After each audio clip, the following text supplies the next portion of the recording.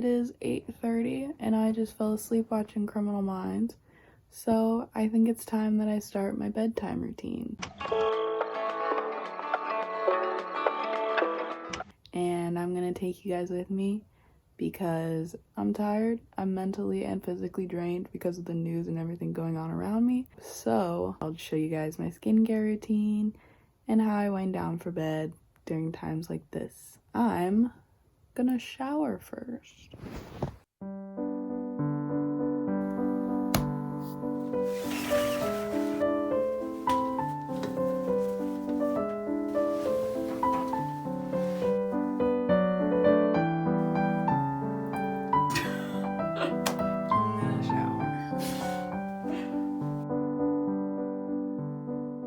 Got out of the shower and I moisturized with the Cetaphil body lotion that everybody has in their house. So now I'm gonna brush my teeth, floss a little bit, do some skincare, and I also have a fun mask, so that's dope.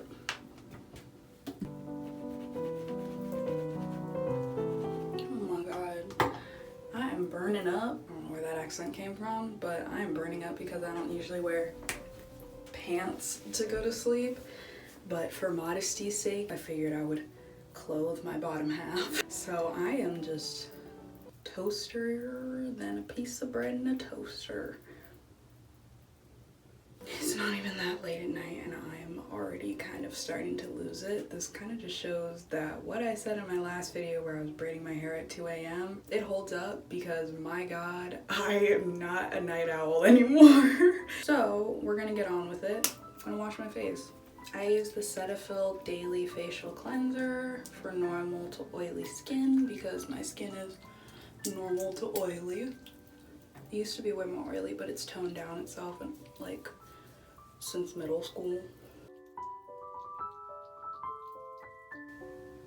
So my face is cleansed and now we're going to use a mask that I got. Actually, it was a freebie from Dear Claire's because I recently ordered a sunscreen from them. It's a Korean brand, by the way. So I'm super excited to try this mask. It's the mugwort mask. It says I'm from Gangwon, Korea. We're just gonna go with it. Ooh, it looks like jelly with like herbs in it. So I hope it's nice.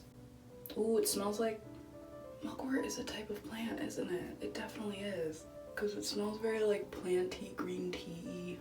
It's not stinging or burning. I think this is made for sensitive skin. I don't know, I trust Korean skincare, so. And I'm just gonna do the minimum time for this. I always do that whenever I try something new. So I'm gonna set a timer for 5 minutes. And in the meantime, I'm gonna floss. Okay, it is blazing like the devil's pants. Oh my god, it is hot as hell.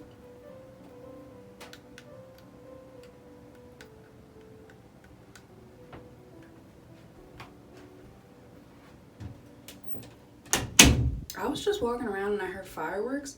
Has this been happening to anyone else? I feel like I've definitely seen it on social media, but everywhere, every night, people are just hearing fireworks from their neighbors.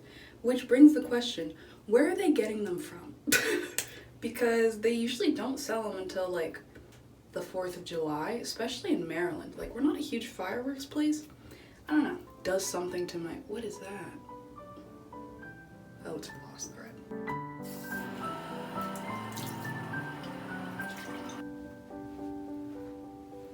Okay, so that mask, I don't feel, my skin doesn't feel any different. If anything, it feels a little bit sticky and like squeaky. So, I don't know if I'll ever use this again, but it was free, so oh well.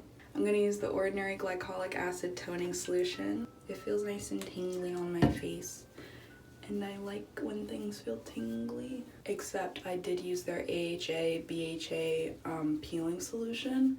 And it was fine using it. It made my skin feel like a little bit tingly. I got re-prescribed Epiduo, and when I like put the peeling solution over the areas where I was using Epiduo, it was just like my face was on fire and I wanted to scratch off my skin and it felt so itchy and like burning. So I took it off and then a week later I tried it again because as a scientist you have to recreate your experiments to know if the conclusion is in fact the right conclusion and wasn't just an error. It was right. My skin felt like it was inflamed and gonna peel straight off of my face and my bones, and I wanted to cry wearing it. So I gave it to my sister. It was only $7, so I'm not super heartbroken. We're gonna use the alpha arbutin 2% plus HA on my face because it's supposed to help with acne scars, which I very much suffer from. Suffer so hard. Okay, now that the first serum's dried, I'm gonna apply the hyaluronic acid on my face.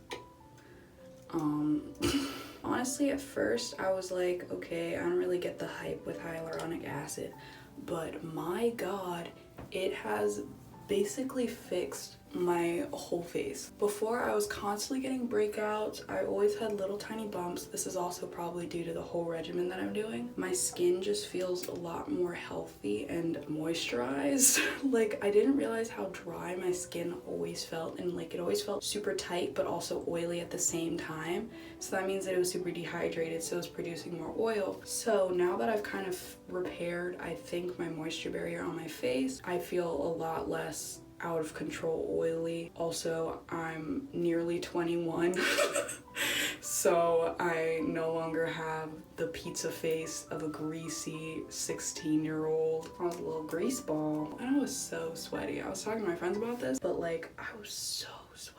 They made us wear gray gym shirts in class, and I can never wear a gray shirt again. Like, I don't own any gray shirts. None of them, because that has traumatized me essentially, because I used to get the biggest pit stains, and I would also get sweat around here, and it was gym class, so it was totally normal to be sweating too. And I would sweat so much in volleyball practice, but that kind of helped because my coach just thought that I was working hard, but I was not. Now I'm gonna apply this Olay Complete UV 365 Daily Moisturizer with sunscreen. It has SPF 15 in it already, so it leaves a little bit of a white cast, but I'm about to go to bed. And also I still apply in the mornings a sunscreen on top of this because this is only SPF 15.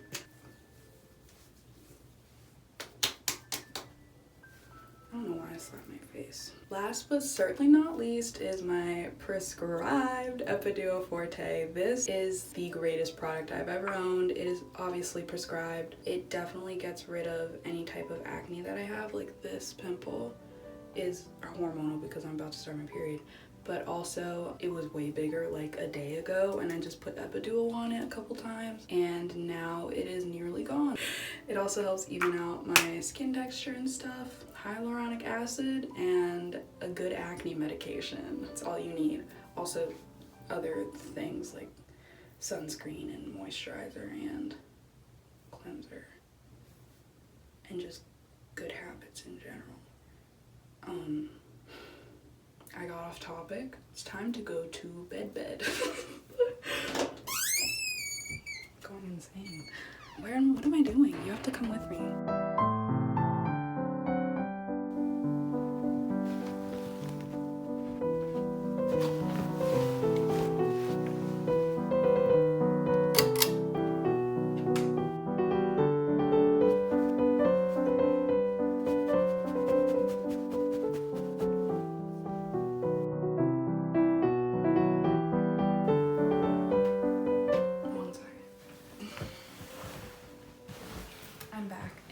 Figured out how to wrap my hair, even though I've had these braids in for like a week now.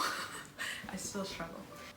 I am ready to go to sleep. Normally I would sit on my phone or... Hi, it's the next day.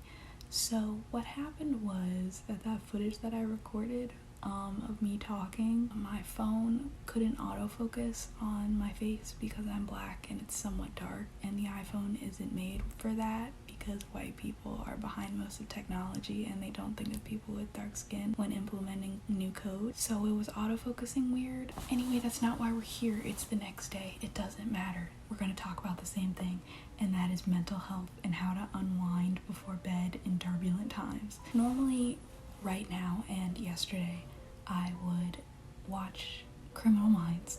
I mentioned that way too many times on this channel. Or I would watch YouTube or music videos, or K-pop dance practices until I fall asleep. Also, dance practices, they go hard. Anyway, I would find that I couldn't fall asleep at all, and I was talking to my therapist about how also fatigued I've been feeling, just physically and mentally. I've just been feeling so tired, and she said that it's probably because of my usage of social media and the fact that I see political, jarring, and violent images on social media all the time, no matter the platform.